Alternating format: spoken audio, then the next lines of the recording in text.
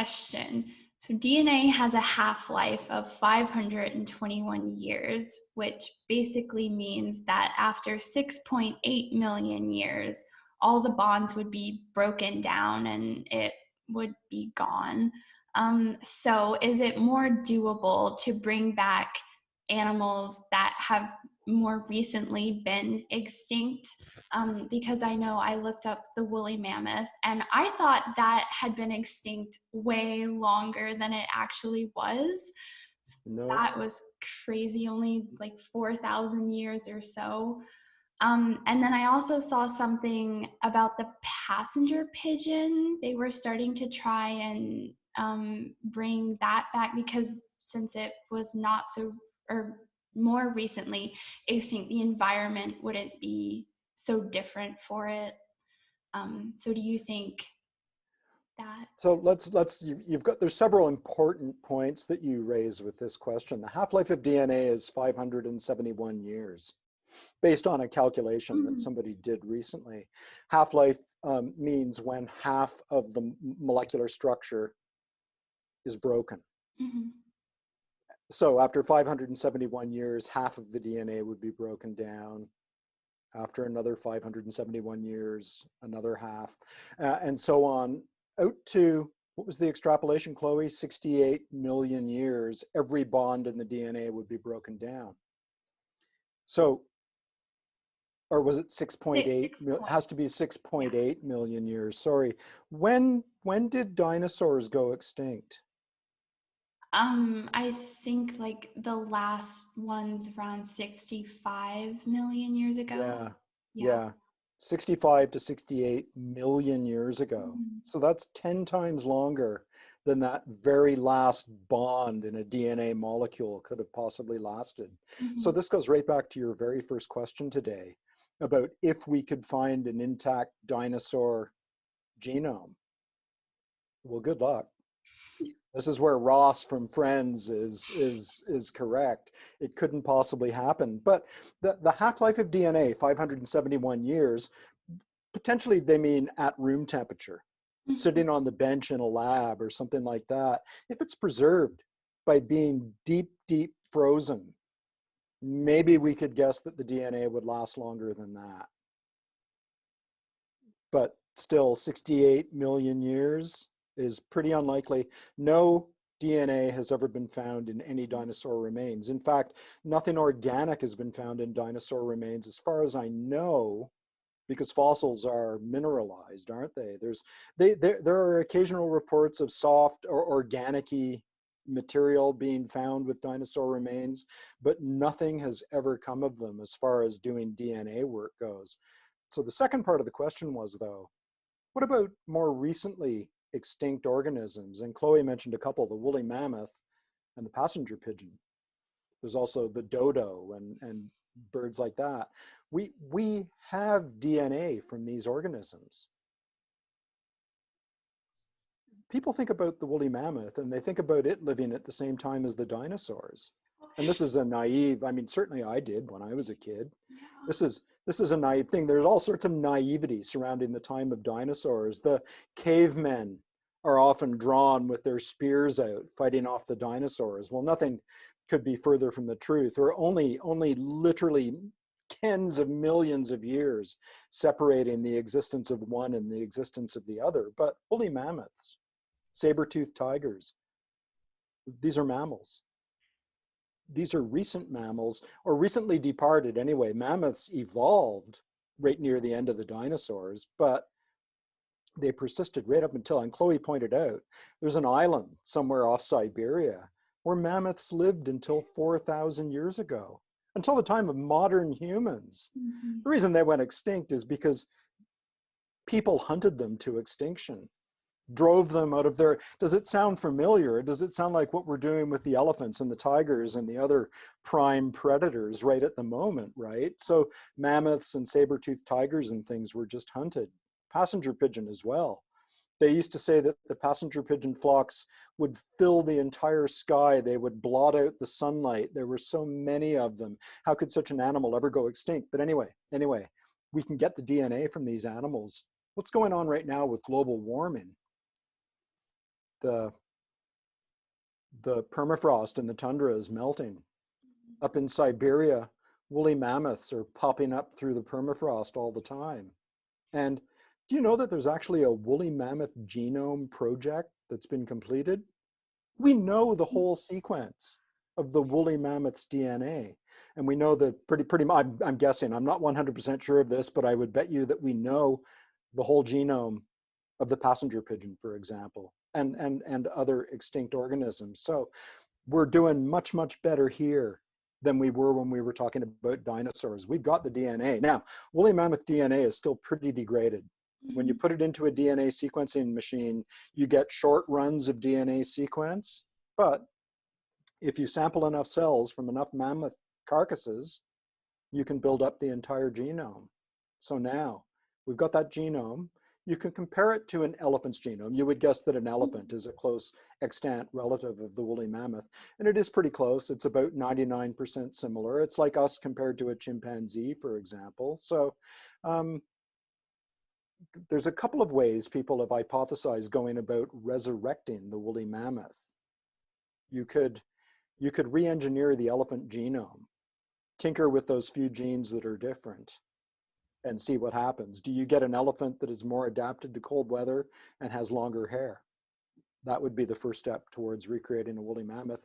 Could you somehow get enough intact DNA to actually implant it into an elephant egg cell and therefore grow a woolly mammoth baby in an elephant host surrogate mother?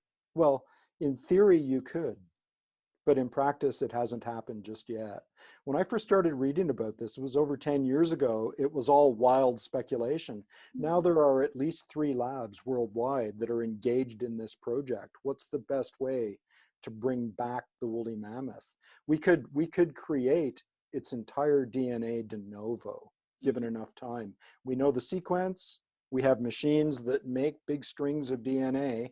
We could just manufacture the entire genome in, I'm sorry, I don't know how many chromosomes a mammoth had, but we could just make all the chromosomes and assemble them into the egg cell nucleus and see what happens. Also, the third way is that these mammoth carcasses, the males, have frozen sperm. Take the frozen sperm, revive it, and use it to inseminate an elephant egg, and that produces a hybrid. And then by back crossing over a few generations, you get yourself right towards having a woolly mammoth again. So there's a lot of serious research going into this. Whether it will come about, I think you'll see hybrids produced. I don't think we'll ever be able to go back and say with 100% assurance that we've got a thing that duplicates that extinct animal, but might be more feasible with a passenger pigeon, something that's more recently departed. That it seems to me you could probably get intact DNA from museum specimens and transform the egg cell of another kind of pigeon. Don't know. I would say you'll probably see that happen. I hope so. Wow.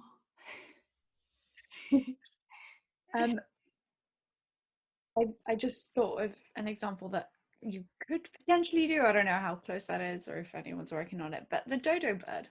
We always hear that's like a bird that was recently extinct. And I remember when we were learning about recently extinct animals in high school, that was one of like the main examples that was used.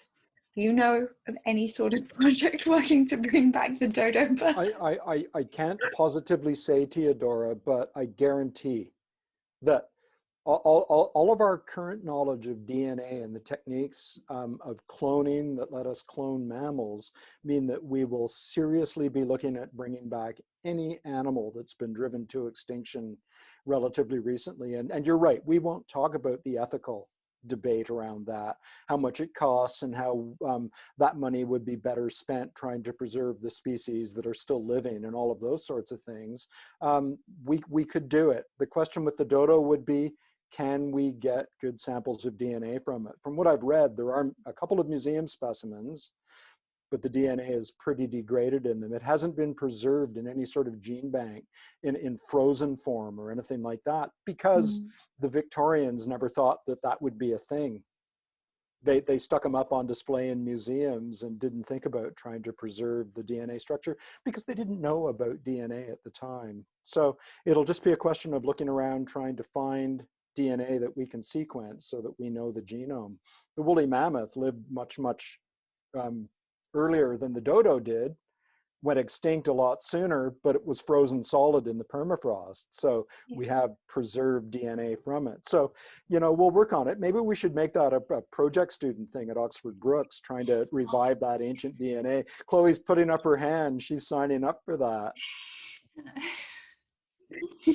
I would be very, yeah, I would be extremely interested in that. She's a mad scientist, isn't she? Okay, slightly drawing to a close. What is a single piece of advice that you would give to future students or people interested in science in general? In science in general, I'm struggling. It's not because I don't have advice. It's because there's so much advice and you're looking for a single piece of advice. You do science because you get off on it. You really, really enjoy it. It's got to be, if you're going to go through and you're going to do the years of study, you're going to do the maths and the physics and the things that are required. It's got to be something you love doing. So force yourself to learn those things, even if you're having to learn aspects of your scientific area, even if you're having to learn things that you don't think are going to be important or that don't interest you, get through them. Because when you get through and come out the other side, man, the sky's the limit. As a qualified scientist with your degree in hand, you can go off and do research on anything you want. Chloe could decide today, that's it, I'm going to go resurrect the dodo bird.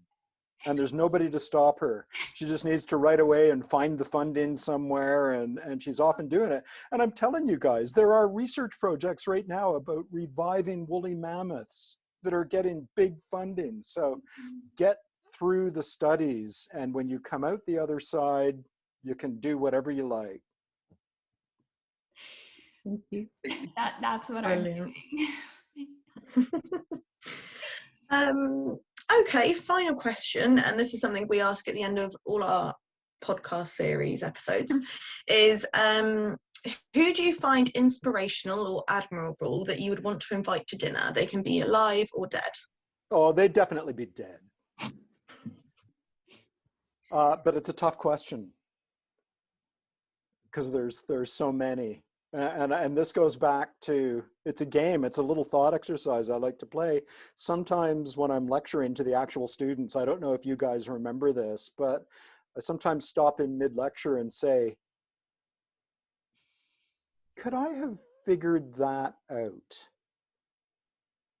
For example, talking about Gregor Mendel coming up with the idea of genes and genetics, or talking about Darwin coming up with the idea of evolution. It's all well and good to stand here in the 21st century with everything that we know and say, oh yes, obviously you have dominant and recessive genes and traits and this and that and the other, but the people that I admire most are the people that thought of these things in the first place and thought of them sometimes in the face of great adversary. You know, Darwin didn't want to publish on the origin of species originally because it went against his religious training. But I'm thinking, kudos to you, man. You thought of this by observing. I mean, I'm a fan of the real world, but there's no way that I could have made such a radical thought discovery at the time. I would love to revive Charles Darwin, to have dinner with him, to talk about the thought process that went into that great leap. What do you call it? That great paradigm shift. Alfred Russel Wallace would have to come along because he thought of it at the same time. So I hope I'm allowed 2 dinner guests. But I would also like to talk to Charles Darwin about science now in the 21st century. I'd like to wow him a little bit, if you will, and say, look at the things we've done with your amazing leap of faith. Look at the things that we've come up with since. And I hope he would appreciate that as much as I would appreciate talking to him. All right, guys, thank you for tuning in this week. Hope you have a good week, and I hope that you've enjoyed this conversation about dinosaurs. I know I certainly did. Thank you, John, for your advice and the time you took today. Be sure to tune in next week. We are on Spotify and YouTube. And yeah, that's all. Thanks. Thank you for watching. Bye. Thanks. Bye. Bye. Thanks. Bye.